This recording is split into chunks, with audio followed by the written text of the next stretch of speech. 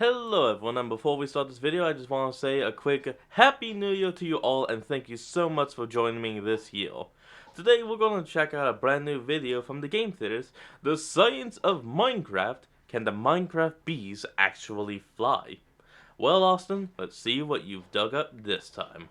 Stop me if you've heard this one before. Scientists have no idea how bees fly. It defies the laws of physics. It's a miracle. We don't know nothing. Science can't explain it. Irritate your local science worshiper with this one neat trick. Well, guess what? I absolutely am mad and irritated, but what's more, the weirdos were right. Bees being able to fly makes no freaking sense. I mean, no one really That understands is, it, but only if we're bother? talking about Minecraft bees, because we know exactly how real bees fly, and the way it works is utterly fascinating. And yeah, that's right. Today we're talking about bees in Minecraft, because that's what I want to talk about, and this is my show, and you cannot stop me. Let's skip the preamble, because I got a lot to do today. I came up with this idea when I saw the bees in Minecraft, and I mean, just look at them. They can't fly. They just can't. They simply cannot, and I'm sure you know that just by looking at them, but this is not the show where we just look at stuff and say, that can't happen. It's the show where we look at stuff, do a bunch of math and science mumbo jumbo, and then we say, well, that can't happen. So, first of all, before we look at these fake bees, let's talk a little bit about how real bees work.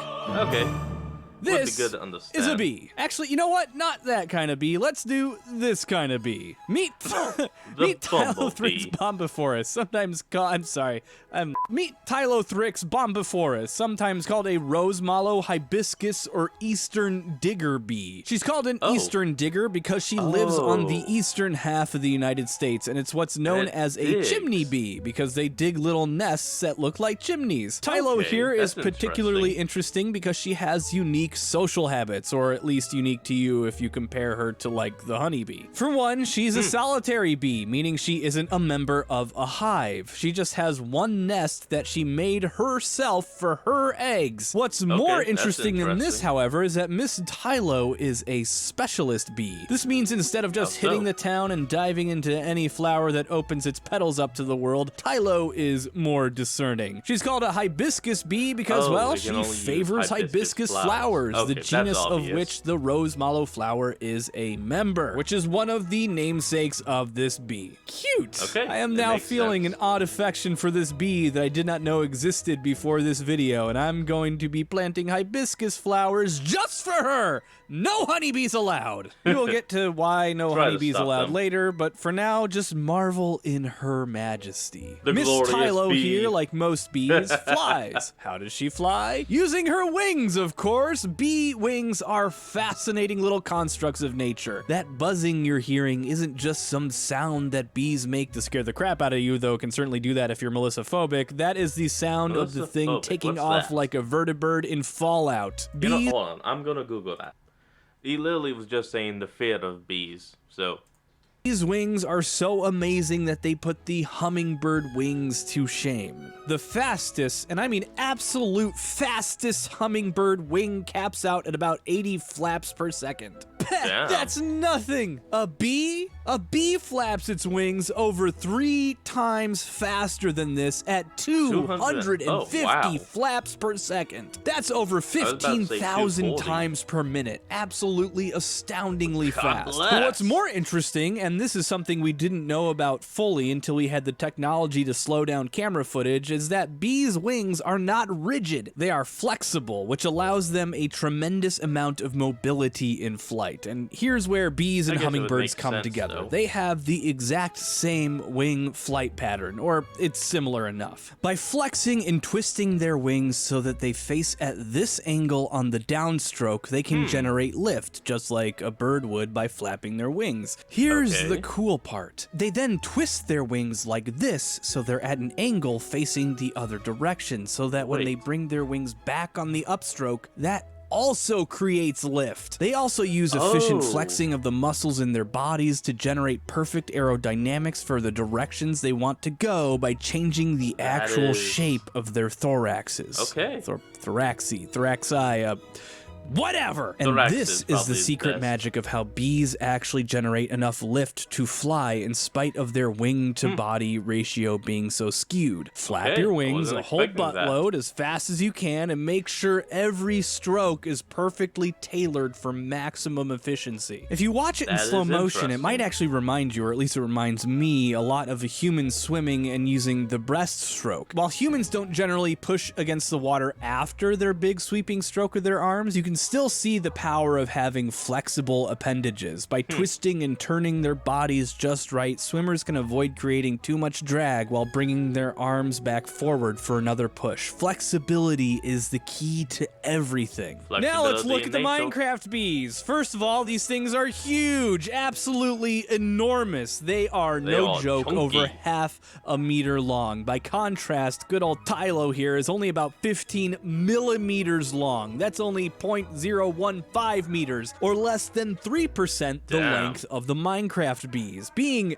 generous with our bee dimensions at 5 millimeters by 5 millimeters by 15 millimeters for our real bees, and 0.5 meters by 0.5 meters by 0.55 meters for our Minecraft bee, that puts the Minecraft okay. bee at over 350,000 times larger than a bee from our world. Now, the average bee massive. weighs about 0.155 grams, which is basically about the same as a tiny pinch of salt. This means that bees have a density Pinch of of salt. over 413 kilograms per cubic meter, which sounds like a lot, but you have to keep in mind that that would basically be 1 cube, 1 meter in all directions, basically 1 block in Minecraft, completely and perfectly filled with bees so that none of them had any room to move an inch, or, Man, that's a lot well, of really bees. less than an inch. Perfectly Tetris-packed bees. Now, if these bees are anatomically similar to bees from our world, it means that one bee, just one, in Minecraft One. weighs over 56 kilos or 123 pounds. With Damn, Minecraft's that's like the surface weight of a gravity of 32 child. meters per second squared, each bee would I have was to be gonna say generating small dog, but no, that is- 1,818 newtons of force in order to stay afloat. For context, this is approximately the force generated by the engine of a 1992 Geo Metro convertible with the pedal pushed approximately 1/3 of the way down. And I mean, yeah, Geo Metros are weak enough to be measured in Minecraft bee forces. Look, don't be mean to them. They are doing their best, if there are actually any of them still running out there. Give this video a like never if you have a heard of them. Geo Metro and it's still running. That'll get like maybe 3. I don't even think it'll get 3. Yes, 3 likes for those And simple knowing calls. this, we can conclusively say that there's no conceivable way that these bees are flying at all. Their wings flap, no kidding, at 6 flaps per second. Period. That's it. That's 97.6% slower than these much smaller bees with their much less weight have to flap their wings to stay afloat. And that's just in our world with a lower surface gravity of just 9.8 meters per second squared. If you take into account the higher gravity of the Minecraft world and the lower air density I figured out in my water freezing video, this Oh, means yeah. that I an remember ordinary that. honeybee would have to be flapping their wings at like 1,500 flaps per second to stay airborne. That is faster than the speed of sound. And that is for normal why bees, these not bees these all GMO jiggle? monstrosities that exist in Minecraft. But wait! It gets worse. Remember when I How mentioned so? that the main power of a bee's wings is its ability to flex and twist so that it generates lift in both directions? Look at these wings. They just go up and down at the same speed. You know what that means? I'll tell you what it means. It means, yes, these Teenage Mutant Ninja honeybees are indeed generating lift by flapping their Teenage wings in the Mutant downward Ninja direction. honeybees. But they're also generating the exact same amount of lift in the opposite direction when they flap their wings back up. Let's do some quick math. 1 flap's worth of lift pushing up when the wings go down plus -1 flap's worth of lift pushing down when the wings go up equals Equals 0. It equals 0. This means that each flap cycle is generating a net 0 amount of thrust, meaning that no matter They really what, should this not be thing able would to be even unable float. to fly on any planet in any atmosphere. Yeah! Woo! Yeah, we did it. We proved once again that a video game with cartoonish graphics is unrealistic. Mission accomplished. Victory so for why do reality. I feel so empty inside? I normally feel amazing when I bully video games. Is it because it's bees? Because there's one thing that bees in Minecraft do that is 100% true to form, and while the timescales are totally inaccurate, the idea is the same. Pollination.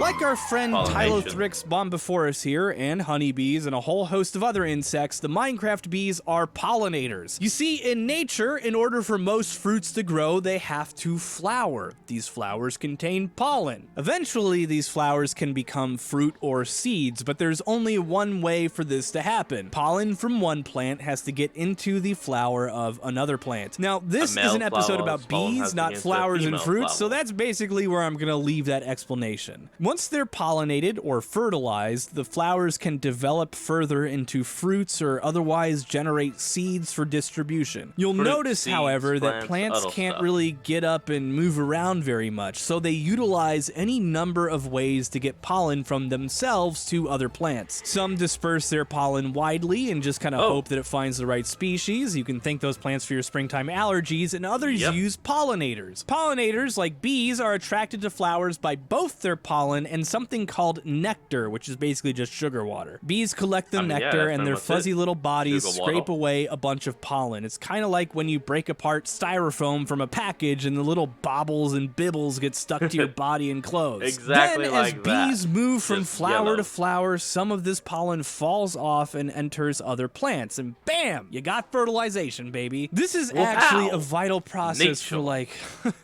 well, actually, everyone's survival. It's necessary for plants to keep making baby plants. But it's also necessary for the bees, so they have food, and it's necessary for other insects who live on those plants, and probably most importantly, at least to me, all of human agriculture requires pollination in order to produce, well, produce. You know, in the grocery store. Literally, no fruit in the grocery store, save for a few rare exceptions, would exist without pollinators. I'm talking tomatoes, squash, apples, pears, oranges, all of them. And oh, come on now.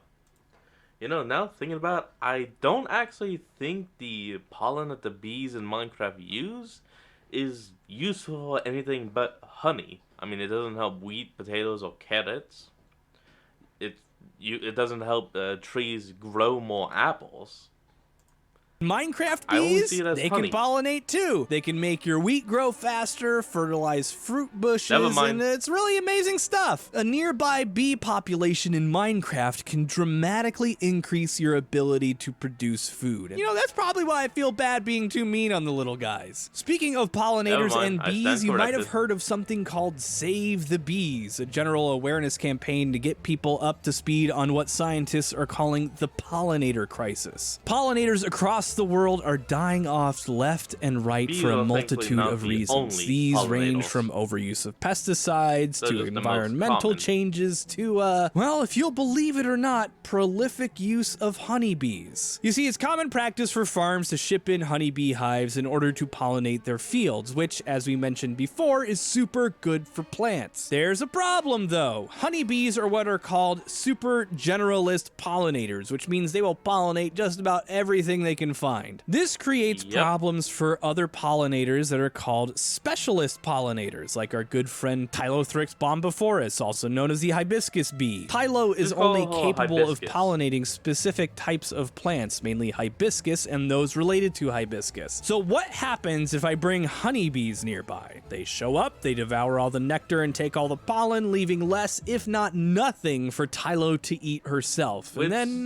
well, she dies. And don't get me wrong, honeybees rule, and they are not the problem, but they are part of a larger problem. They are contributing to the demise of possibly hundreds of species of specialist pollinators in the world, some of which are vital for specific vegetables and fruits that only flower like the early morning or really late at night, like well before honeybees have even gotten started with their day and had their first cup of coffee. You see, Save the Bees is not just about honeybees. It's about the hundreds of bee species and butterflies butterflies and hoverflies and aphids, moths, they all need our help. Or not only will they go extinct and decrease the biodiversity of our planet, but like all of humanity could suffer. I'm talking food shortages across the board for all sorts of produce, which are, you know, vital for human survival. With the death of too many pollination species, zucchini could go extinct, which means say goodbye to zucchini bread. That's why I'm choosing to donate to the Pollinator Partnership at pollinator.org. They are not a sponsor. I just really believe in what they're doing to help preserve not just bees, but all pollinators across North America with the North American Pollinator Protection Campaign, and they also work with other programs globally to make this crisis a thing of the past. If you feel like helping out pollinators, not just in your backyard, but mine and Tanya's and Matt's and Steph's and Jason's and Amy's and just everyone you know, head on over to pollinator.org/donate and give whatever you can. A little bit, but